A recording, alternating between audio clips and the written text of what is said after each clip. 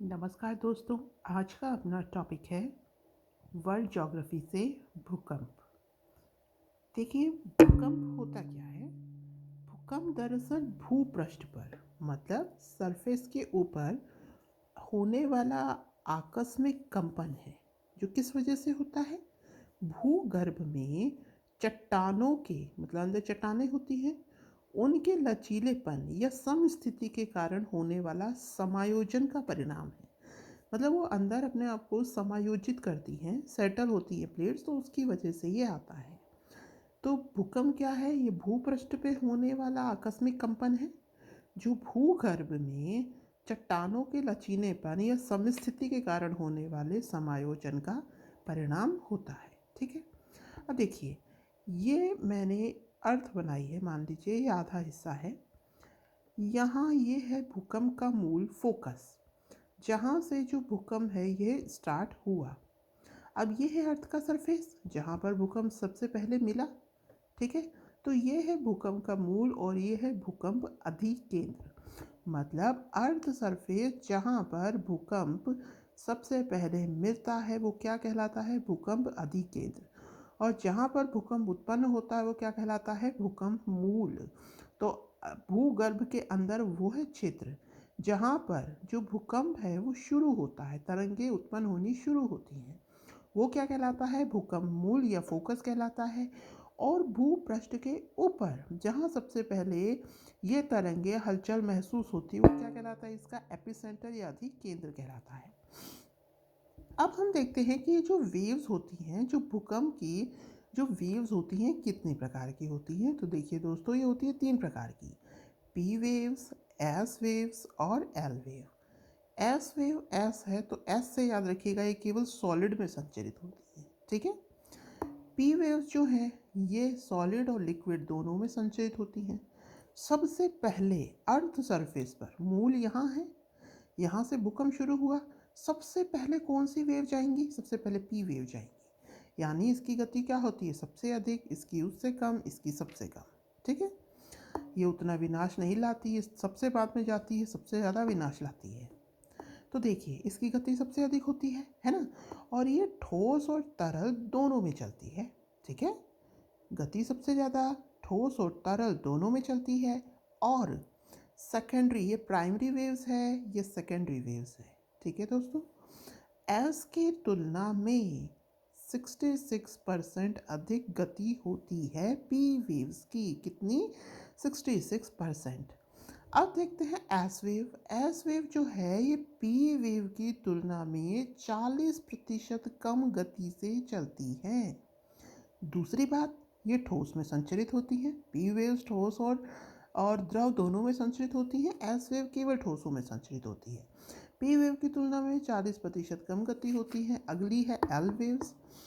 L wave पृथ्वी के ऊपरी भाग पर चलती है। ठीक है। गति सबसे कम होती है लेकिन प्रभाव सर्वाधिक होता है, सबसे प्रभावशाली होती है। एक्चुअली ये जो एल वेव्स है दोस्तों, ये ऐसे डिस्टर्बेंस के रूप में होती है, ऐसे ऐसे ऐसे जिगजैग फॉर्म में। तो आप सोचिए सरफेस है, इस पर ये जो एल वेव्स ऐसे आई हैं, ये ज़्यादा इफेक्ट डालेगी। ठीक है। तो ये सबसे बाद में पहुंचती है और सबसे ज़्यादा विनाशकारी होती है। ये देखिए, यहाँ पर मैंने एक डायग्राम में समझा रखा है। ये आपका ये अर्थ क्रस्ट है बाहर, फिर ये मैंटल है, फिर ये कोर है। तो ये इनर कोर, ये आउटर कोर। तो जैसा कि मैंने आपको बताया था कि जो एस वेव्स है, मेंटल क्या होता है? क्रस्ट हुआ, फिर मेंटल हुआ, ये सेमी सॉलिड होता है। तो इसमें से ये एस वेव चली गई, कोर में नहीं जाएंगी क्योंकि ये लिक्विफाई होता है। तो एस वेव देखिए यहीं से ही मुड़ गई, कोर के अंदर नहीं जा रही हैं। जबकि ये जो पी वेव्स हैं ये कोर के अंदर से जाती हुई ये यहाँ पर हमें प्राप्त हो जा रही हैं। तो ये जो हिस्सा है, मतलब ये वाला, जहाँ पर हमें कौन सी वेव नहीं प्राप्त हो रही हैं? S waves. पी वेव्स प्राप्त नहीं हो रही हैं, यहाँ पर पी वेव्स मिल रही हैं। ठीक है। यहाँ पर कोई भी वेव प्राप्त नहीं हो रही है। एस यहाँ मिलेगी, पी यहाँ मिलेगी। तो ये जो क्षेत्र है ये शेडो रीजन कहलाता है। ये कहीं कहीं 105 से 140 भी दिया हुआ है, कहीं 103 से 143 भी दिया हुआ है। ठीक है। तो आप देख लीजिएगा, अप्रोक्सीमेट कहीं 105 से 140 भी है, याद रखिएगा। यहाँ 103 से और 143 डिग्री है। ठीक है। यहाँ पर हमें कोई भी वेव प्राप्त नहीं होती। दोबारा सुनिएगा, जो प्राइमरी वेव है वो सॉलिड और लिक्विड दोनों में संचरित होती है। जो सेकेंडरी वेव है वो केवल सॉलिड में संचरित होती है। तो जो सेकेंडरी वेव है वो क्या हुई, इनर कोर में नहीं जा पाई, वो लिक्विफाई है, यहीं के यहीं गुजर गई, है ना, 103 या 105 जो भी आप कंसिडर करें। फिर उसके बाद में जो पी वेव्स है वो पूरी पार होकर इस तरफ आ गई।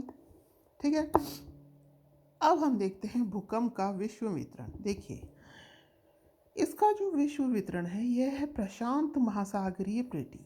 जो प्रशांत महासागर का क्षेत्र है ना दोस्तों, उससे लगा हुआ जो कॉन्टिनेंटल एरिया है वहाँ पर भूकंप आता है, और ये कुल भूकंप का 63% है।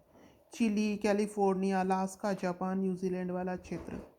फिर है, अभी मैं से आपको ग्राफ में भी, सॉरी उसमें मैप में भी समझाती हूँ। फिर है मध्य महाद्वीपीय पेटी, इसमें कुल भूकंप का 21% आता है। अटलांटिक महासागर, भूमध्य सागर को पार कर कर ये आपका आल्प्स, काकेशस और हिमालय, फिर उसके दक्षिणी भाग तक ये मुड़ जाता है। मध्य अटलांटिक पेटी, इसमें क्या है, जो प्लेट्स है ना वो एक दूसरे से दूर जा रही हैं, अपसरित हो रही हैं, तो इसकी वजह से क्या होगा, वाइब्रेशन प्रोड्यूस होंगी। तो मध्य अटलांटिक जो पेटी है वहाँ पर भी भूकंप प्राप्त होता है। अब हम इसे ज़रा इसमें देखते हैं। ये देखिए, ये है आपका जो पैसिफिक क्षेत्र प्रशांत महासागरीय तटीय पेटी थी, तो ये प्रशांत महासागर इधर है।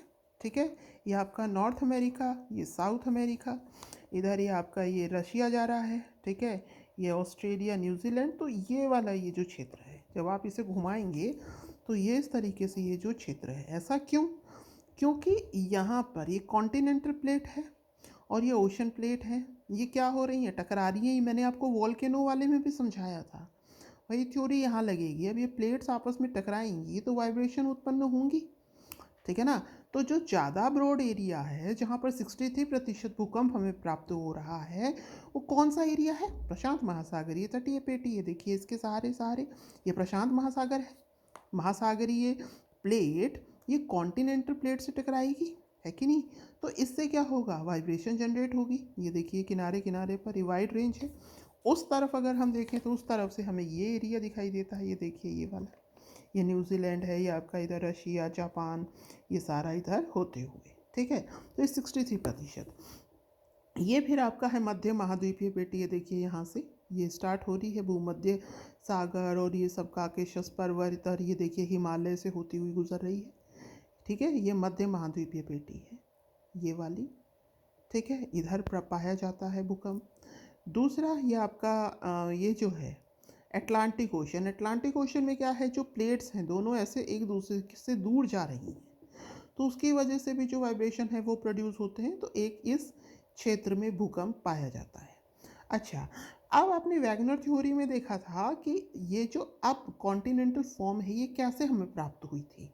ठीक है, तो ये अर्थ जो, सॉरी, ये जो इंडिया है, इंडिया वाला जो हिस्सा है ये किधर जा रहा है, ऊपर की तरफ अग्रसित हो रहा है। तो इसकी प्लेट, इंडिया की जो इंडियन प्लेट है, ये यूरेशियन प्लेट से अभी भी टकरा रही है। तो इस वजह से ये जो हमारा हिमालय क्षेत्र है, इस क्षेत्र में हमें क्या प्राप्त होता है, भूकंप, क्योंकि ये प्लेट अभी भी इधर अग्रसित हो रही है ना। और इसी अग्रसित होने की ही वजह से आपने सुना होगा कि हिमालय की जो लंबाई है वो पॉइंट में कुछ इंक्रीज हुई थी। उसका कारण क्या है, उसका कारण है कि हिमालय, ये जो इंडियन प्लेट है अभी भी इस ओर अग्रसित हो रही है।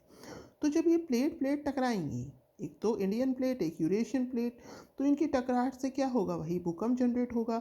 तो ये जो हिमालय वाली बेल्ट है, यहाँ पर आपको क्या प्राप्त होता है, ये आपको प्राप्त होता है भूकंप अधिक। ये जो डार्क डार्क कलर से दिखा रखा है ना दोस्तों, ये प्रधान क्षेत्र है भूकंप के। ये देखिए, प्रधान क्षेत्र, ये बाकी के हैं साधारण क्षेत्र। मतलब यहाँ पर तो भूकंप आता ही आता है। देखिए, पैसिफिक बेल्ट में है, ये मध्य महाद्वीपीय, ये आपके अटलांटिक में कम है, ये वीक वीक पार्ट है भूकंप का। अटलांटिक वाला दोस्तों वीक पार्ट है, यहाँ पर बहुत भूकंप आता है। ठीक है, तो उम्मीद है आपको भूकंप, इसकी जो वेव्स हैं ये समझ में आ गई होंगी। ठीक है, जैसा भी आपको लगा करे प्लीज़ बताइएगा। याद रखिएगा कि ऐसा कोई भी टॉपिक ना हो जो आपने पढ़ा ना हो, और हर टॉपिक की इन्फॉर्मेशन आपको पता होनी चाहिए। एटलीस्ट 100 से 200 वर्ड में आपको हर टॉपिक आना चाहिए। ठीक है ना, जैसे कि शॉर्ट क्वेश्चन आ जाए, लॉन्ग क्वेश्चन आ जाए तो आप कुछ लिख सकें। अंडरस्टूड? तो जैसा भी लगा हो प्लीज़ कमेंट कीजिएगा, ठीक है। आगे नया टॉपिक देखते हैं। ओके, तब तक के लिए धन्यवाद। Have a nice day.